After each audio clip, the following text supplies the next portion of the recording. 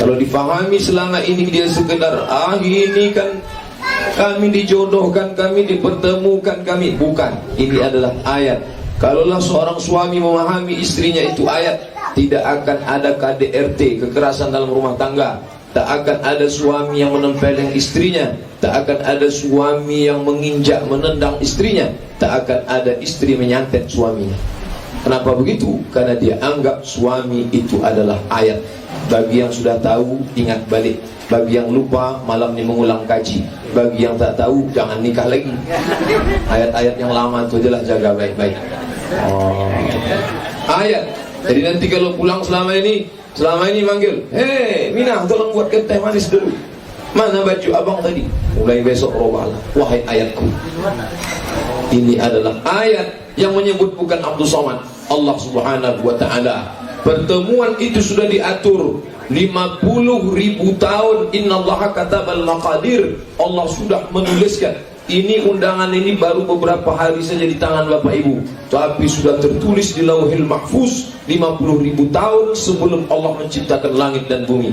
Hari ini kita hanya menyaksikan saja bahwa janji Allah itu benar adanya. Innaka la tukhliful mi'ad. Engkau tak ingkar janji Allah. Maka senyumlah kedua mempelai, karena dia melihat janji, bukti janji Allah Subhanahu wa ta'ala. Yang pertama, pahamilah pasangan hidup itu sebagai ayat. Yang kedua, apa guna Allah kasih ayat? Litaskunu ilaiha, supaya engkau merasa tenang. Saudaraku, Ferdika Maros selama ini hatinya gelisah, ibarat sampan tak tahu kemana hendak ditampakkan. Yang perempuan pula dia Zaki, kemana nahoda belum juga datang. Tapi malam ini pas jam 20.20 saya pun datang pas 20.20. Segan saya masuk karena sedang acara sakral. Masuk saya lewat pas 20.40. Apa maknanya? Ini adalah dipertemukannya untuk menenangkan hati. Laki-laki yang tak beriman, kemana dia mencari ketenangan? Na'udzubillah, kafe, diskotik, karaoke. Hari libur, gundah gulana, stres habis kerja berat, tugas di kantor banyak, pergi ke karaoke mencari ketenangan. Pertama minum teh, tak juga tenang. Lama-lama minum kamput, tak juga tenang. Lama-lama pakai narkoba, tak juga tenang. Ada pil anjing gila, itu dimakan. Namanya pil Rohypnol. Dulu pil itu disuapkan ke anjing gila yang kena rabies. Sekarang itu dimakan orang untuk mencari ketenangan. Sebelum masuk tuh begini dari kipas. Begitu udah dimakan, kipas berhenti, kepalanya goyang. Dinyanyikan lagu dangdut, tak juga tenang. Lagu barat tak juga tenang. Lagu India tak juga tenang. Yang menyanyi tak paham, yang mendengar tak mengerti, semuanya mengangguk. Karena memang itu bukan tempat ketenangan. Maka kalau kau rasakan gelisah di tempat kerjamu, kau rasakan gundah hati, pulanglah ke rumah. Kenapa? Ketenangan itu tak jauh-jauh. Baiti jannati, rumahku adalah surgaku. Istri yang gelisah mengadu kepada suami, suami yang gelisah mengadu kepada istri. Dan istri pula tahu kapan suami itu perlu ketenangan. Begitu dia pulang, nampaknya wajahnya kusut masai. Kusut wajah suami itu macam mana? Macam jeruk purut dipijak gajah. Maka jangan ceritakan dulu yang tidak-tidak. Duduk dulu bang.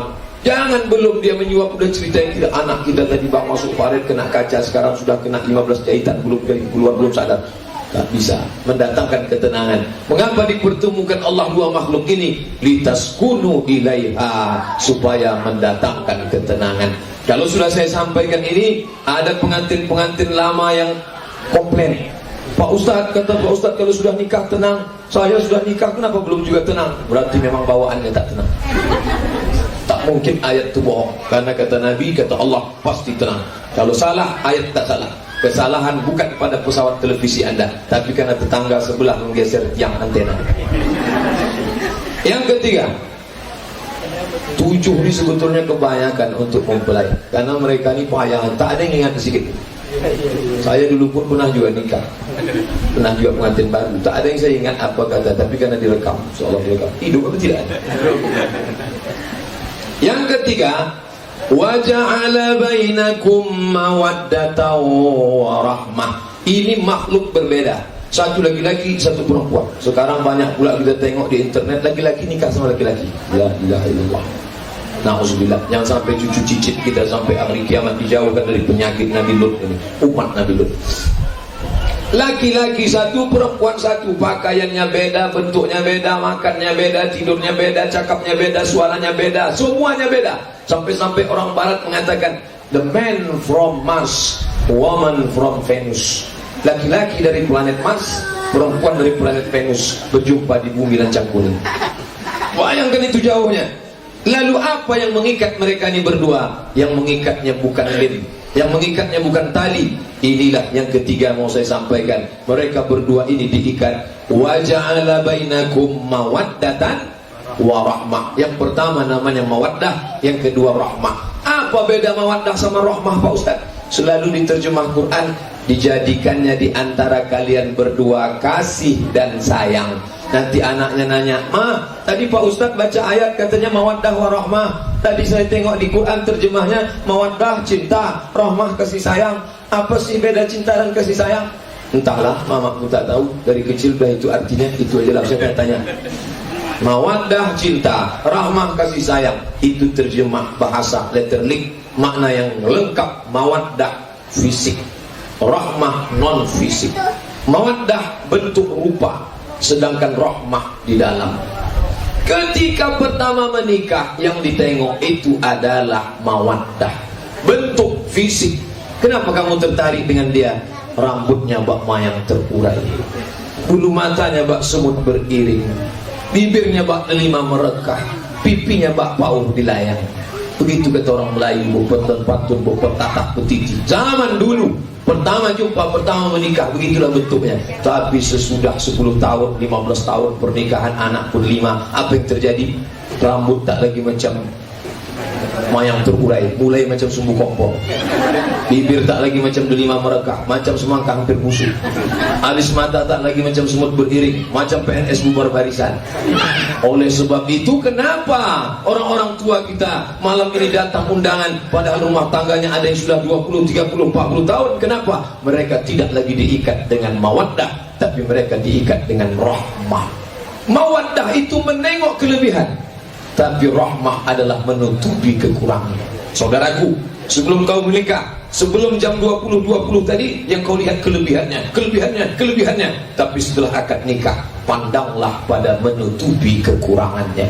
Maka pasangan yang menceritakan kekurangannya kepada orang lain, itu pasangan, kata Nabi, maaf, seperti binatang, seperti hewan. Karena kalian ini ditaklirkan, hunna libasul lakum wa antum libasul lahun. Laki-laki menjadi kain bagi perempuan, perempuan menjadi kain penutup. Apa fungsi kain? Saya bisa ceramah malam ini karena kain penutup. Nampak cacat di badan, tak nampak. Kenapa? Karena kain yang menutup. Tutupilah dia dengan mawaddah warahmah, cinta dan kasih sayang. Tapi tabiat bunga itu awalnya mekar, kuntum, kembang. Habis itu dia layu, kuning, mati. Kuntum, kembang, mekar, harum. Habis itu layu dan mati. Bunga yang tak layu cuma satu, bunga plastik. Itulah kenapa dipasang bunga plastik, tak layu-layu. Makanya zaman sekarang banyak suami yang ingin istrinya tak layu-layu. Akhirnya si istri pun memasukkan plastik ke wajahnya. Maka kalau diperiksa wajahnya itu 5% aja yang asli, 95% plastik semua. Kresek aja istrinya, dalam bentuk silikon, dagunya panjang. Sudah tahu orang Indonesia dagunya pendek, yang ditonton Joda Akbar, ingin panjang, ada lusung pipi pula di tengah, disuntikkan plastik. Hidung pesek, disuntikkan pula itu silikon, mancunglah agak 2 bulan. Habis itu hidung turun ke bawah, dagu turun ke bawah, pas macam mak lampir. Tinggal nyari batang sapu aja lagi naik sana. Apa maknanya? Terimalah dia apa adanya, tutupilah segala kekurangannya. Karena kalau dipaksakan juga tidak akan baik hajatinya. Itu bulu mata memang tak bisa dibentuk-bentuk lagi kalau sudah sampai usianya dia memang morat-marit. Tapi karena suaminya memaksa, si istri pun terpaksa. Akhirnya dia pun menengok diri di depan cermin. Oh lah, rupaku sudah berubah tak macam 20 tahun yang lalu. Macam manalah ini, bulu mata sudah lari ke atas, lari ke bawah. Nampaknya pisau silet si abang tergantung di dinding. Dipotong adalah cukur bulu mata. Awalnya mau merapikan aja sedikit, tapi karena menggeletar Habis terpotong semua. Dan dia tengok, hilang sebelah macam hantu. Potong kedua-duanya, hilang. Makin menakutkan.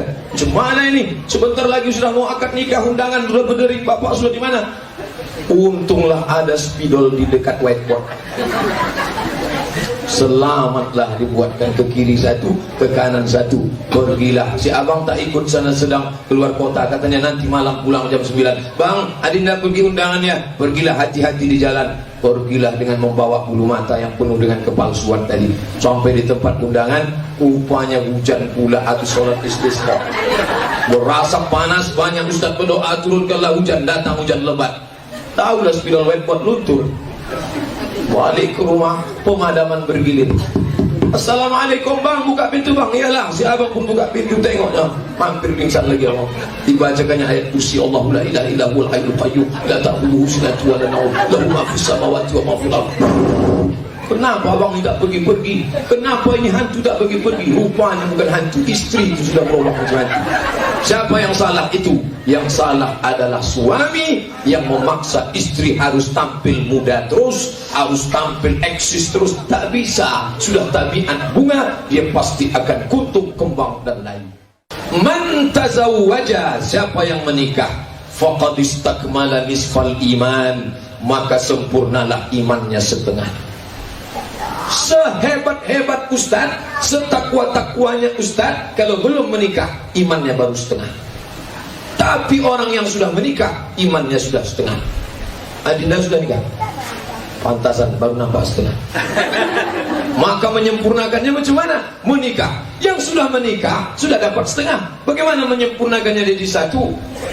Falyattaqillaha. Jangan tambah satu lagi. Falyattaqillaha fil nisfil baqi. Hadis riwayat Imam At-Tabrani. Sempurnakanlah dengan takwa. Hidup itu hanya dua, nikah setengah, takwa setengah. Kalau sudah nikah, ada istri, maka tambahlah setengah lagi.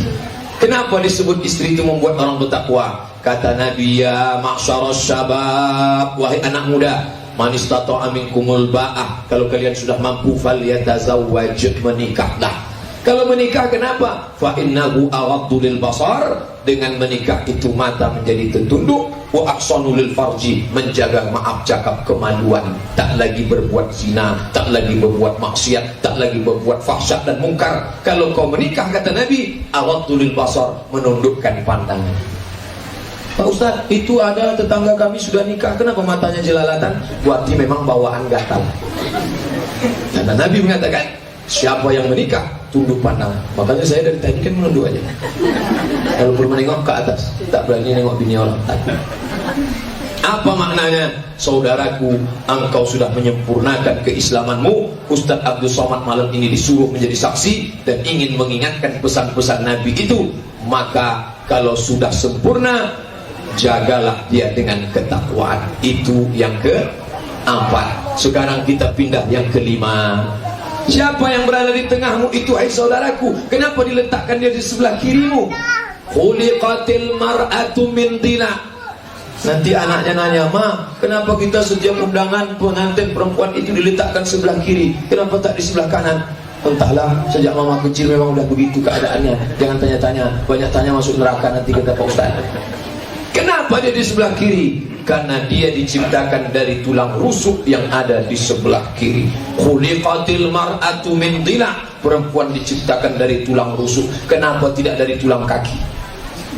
Karena kalau di tulang kaki, perempuan itu maaf cakap dipijak, diinjak. Kenapa tak dari tulang kepala? Karena kalau di tulang kepala dia dijunjung. Kenapa tak dari tulang ujung jari? Kalau di tulang jari tunjuk-tunjuk. Nanti kalau bapak tengok, ibu tengok ada laki-laki suka nunjuk-nunjuk istri, itu istrinya dari tulang ujung jari.